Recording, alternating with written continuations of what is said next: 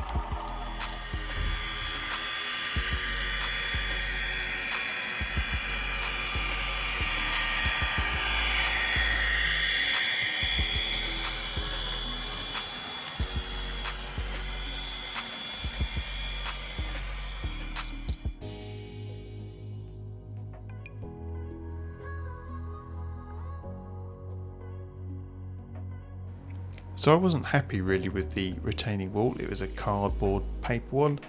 It wasn't the greatest job, but I really wasn't happy with it. So I decided I was going to change it, but I still needed to make sure that I had access to the electronics which sat there.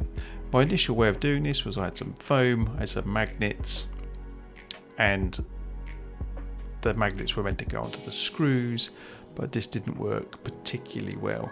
Again, I wasn't happy with the entire solution or the way that it looked. So it was time for me to make a change, and I'd watched a few tutorials and videos on YouTube about painting rock faces and how to create the rock faces, and this is what I decided to do in this corner beneath the hill that you would have seen in the previous video. So the first thing I went off and did was I cut a load of polystyrene into squares about the right height and put them in the corner. I added another layer of polystyrene in front of that just to give it a bit more of a rounded edge. Last thing to do was just to glue it all together with a hot glue gun.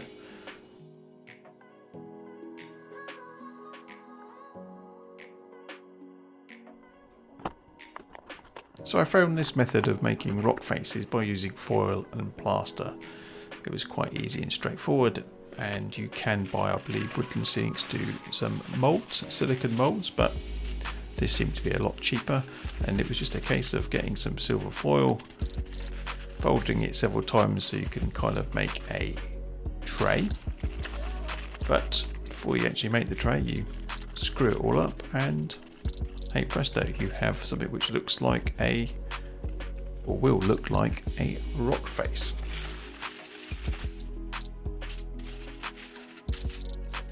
I made another 2 of these rock face templates just to make sure that I had enough of the rock faces that I needed for my rock face.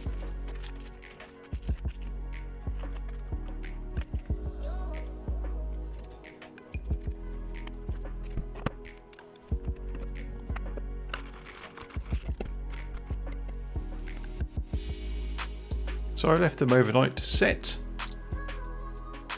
which I think was probably about the right amount of time, and then the following day I came along and actually peeled away the foil, which actually worked really well, and I got these really nice kind of sharp rock faces.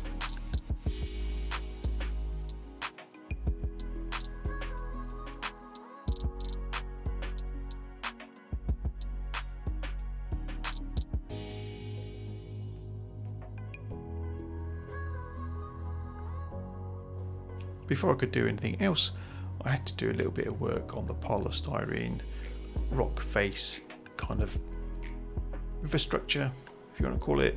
I added a few more bits of polystyrene. I trimmed down the top to give it a bit more of a slope, so it looked a bit more kind of realistic. Here's the big rock faces in place. Now, straight away I could see that these were not going to work particularly well, and I watched somewhere else on another YouTube video that recommended breaking them up, which is what I did. The next step was to wrap it in some plaster bandage, which is something I did, and as you can see, I've started to perform that action. After that, and that had set, I glued on with some hot glue gun glue the small bits of rock face all over the place. And then the next job after that apparently is to use some filler, which you can then use to fill between the cracks. And that was also what I did. In the meantime, whilst I was waiting for that to set, I was looking at what I could put here. I still needed to use something like a retaining wall so I could move them forward and get to electronics, and I printed some of those off. Here is the rock face. It's got some of a modelling compound on top because I couldn't get sculptor mould, and this is what it looks like now. It's had filler, sculptor mould, and it's kind of ready for painting.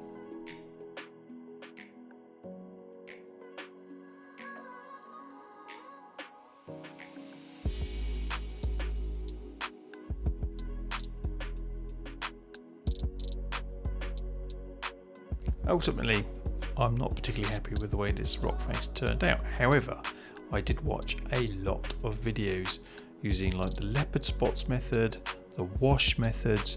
Now, I think it's called Geek Gaming, the guys I bought the compound modelling stuff from. He does a really good set of videos. He's got like a diorama where he's got a train track going through, and I really liked his approach, and that's what I tried doing on this particular rock face.